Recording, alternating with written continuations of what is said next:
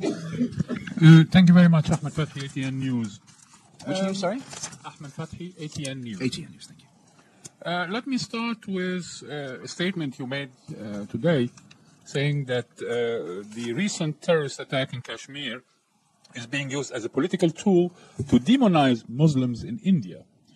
Sir, I have watched the briefings on both sides, and as far as I recall, there were Muslim Indian military officers who were conducting the briefing on the Indian side. Well, as far as the operation is concerned, you're absolutely right.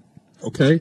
The other thing, my main question, is a follow-up on my colleague Bhutto about tariffs and trade. Can I just answer your demonizing question? Okay, sure.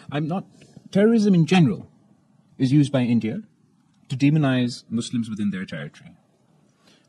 I'm not specifically limiting it to this attack, but the Indian political environment is such that the word terrorist is used as a wolf whistle to either whip up sentiment against Muslim minorities within the Indian mainland, to demonize, to paint all Kashmiris within Kashmir who are opposed to the policies of the Indian government, not as legitimate voices of opposition, not as a form of resistance, but they demonize everyone as terrorists. Surely those who attack civilians are terrorists. But those people who raise their voice for the right to self-determination of their people are not terrorists. The Indian government has not only demonized Muslims within their own country and minorities within their own country. Pakistan has complaints about India financing and supporting terrorist activity within our country, but also Pakistan is not alone in having these complaints against India. For example, India has been targeting Sikh activists across the world. They've done so within Pakistan, where the Indian government has funded defunct terrorist organizations within Pakistan to conduct assassination of Sikh activists within Pakistan. The Indian government has engaged in similar criminal activity in Canada, where they've targeted Sikh activists in Canada.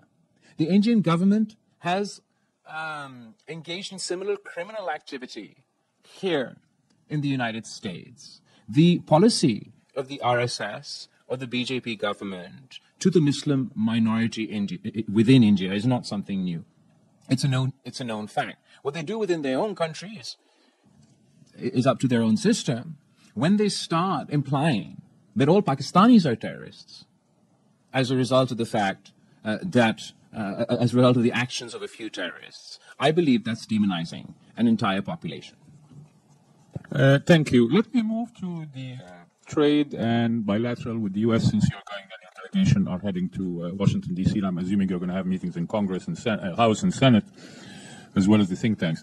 How should Pakistan position itself in the current milieu of evolving competition between China and the West, led by the U.S. In the current environment, especially given that you have the CPEC, the China-Pakistan Economic Corridor project, which have economic significance and rising as well global scrutiny of strategic infrastructure investments. What's your message going to be to Congress to rebuttal this accusation of being that you're warming up more to China?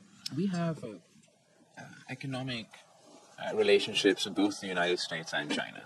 I kind of find it absurd for anyone to argue that one is not to have economic relations with any one country.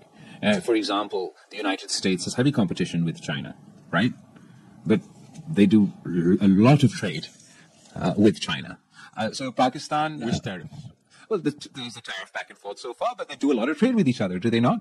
And surely it serves the interests of both countries that Pakistan, while obviously it'll continue to do trade with its neighbor, that it also continues to do trade with the United States.